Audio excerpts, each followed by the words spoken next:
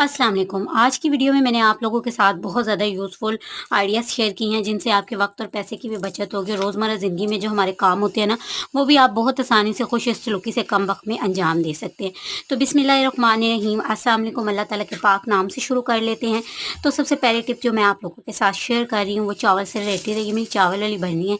तो इसमें अब चावल ऑलमोस्ट ख़त्म हो चुके हैं। तो इसमें छिलते हैं तो इसके ये डंठल फेंक देते हैं, तो इसका भी एक अरोमा और स्मेल होती है जिससे जो है इसमें कीड़े वगैरह पड़ते हैं ना तो वो भाग जाते हैं। और ये थोड़े ड्राई भी रहते हैं, इनमें कभी भी नमी नहीं आती। तो आप इस तरह ना चावल की बर्नियों में इनको डालकर रखें, तो आपको इंशाल्लाह वाज़े रिज़ल्ट मिलेगा। चलते हैं नेक्स्ट आइडिया की तरफ। तो माचिस का यूज़ हमारी डेली लाइफ में है ही है। माचिस से रिलेटेड आपने बहुत सारे हैक देखे होंगे। आज मैं भी एक हैक आप लोगों के साथ शेयर कर रही हूँ। माचिस के अंदर जो तीलियाँ होती है ना, इनमें नमी आ जाती है और माचिस जो है ना वो अंदर से जो तीलियाँ है ना वो उस तरह से काम नहीं करती। तो आपने थोड़े से चावल लेने और माचिस का जो है ना इसके अंदर आपने इन चावलों को ऐड कर देना है। इससे आपकी माचिस की जो तीलियाँ है ना वो ख़राब नहीं होती और माचिस में नमी नहीं आती। चलते नेक्स्ट लोगों के साथ एक ज़बरदस्त सी टिप शेयर करूंगी। अक्सर हमारे सर में दर्द होने लगता है और ये सर दर्द गोलियों और मेडिसिन खाने से भी नहीं जानता। तो आप मेरी ये वाली टिप ज़रूर से ट्राई करें, इंशाल्लाह आपको इससे फ़ायदा होगा। आपने क्या करना है, जब आपके सर में दर्द हो रहा है तो आपने अपनी आँखों को बंद कर लेना और आपने सीधे लेट जाना है। इससे आपके सर का दर्द कम हो जाएगा और आपको आराम मिलेगा।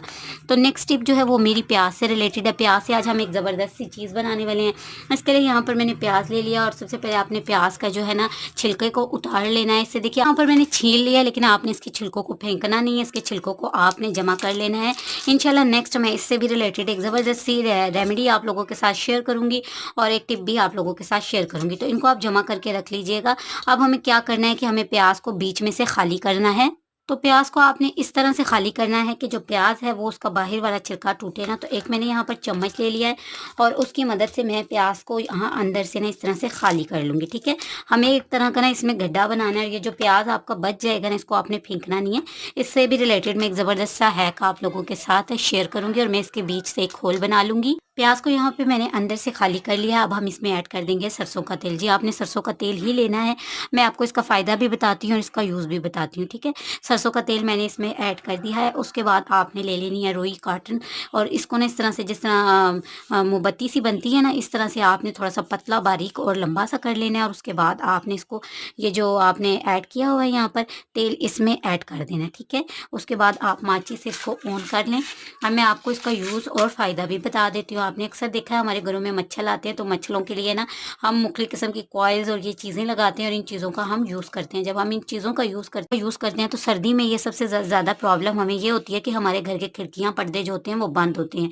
और जब खिड़कियाँ पर्दे हमारे बंद होते हैं तो इसकी वजह से ना जो कॉइल और मच्छरदानियाँ या जो इस तरह की चीज़ें हम यूज़ करते हैं तो उनमें से एक धुआं निकलता है जो हमारी सेहत के लिए अच्छा नहीं होता है। इससे खांसी होती है, लंग्स और फेफड़ों की बीमारियाँ भी होती हैं। लेकिन मच्छरों से बचने के लिए हम यूज़ करते हैं और पैसे भी खर्च करते हैं।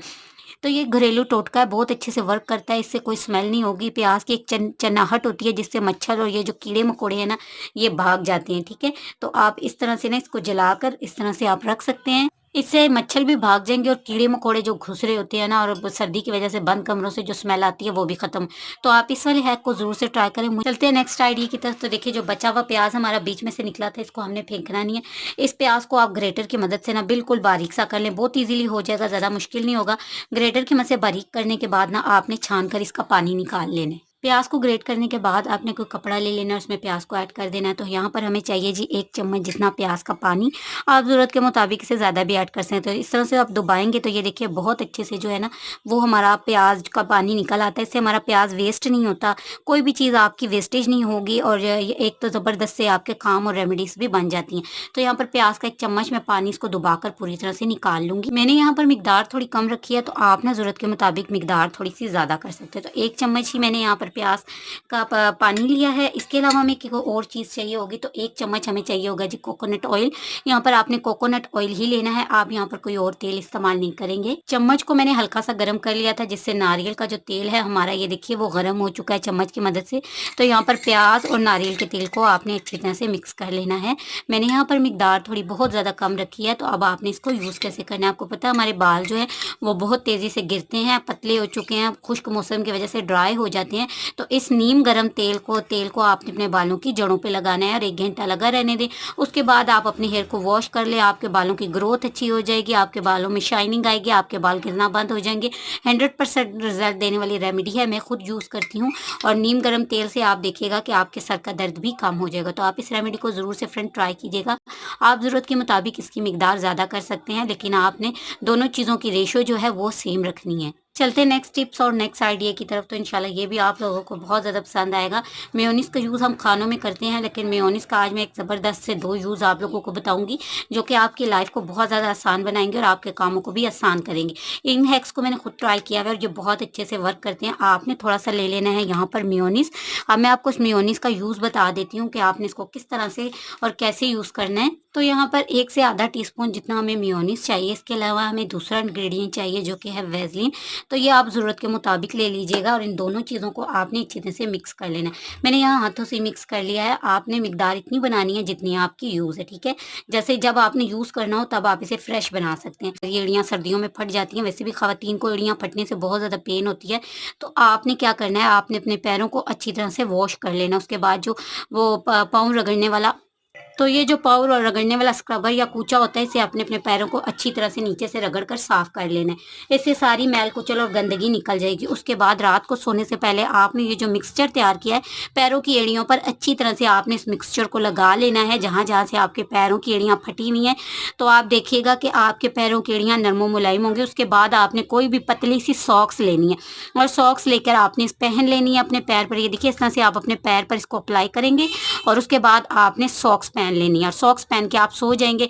2 दिन के अंदर मैं गारंटी लेती हूँ कि जो आपके फटे हुए पैरों की एड़ियाँ हैं वो ठीक हो जाएंगी।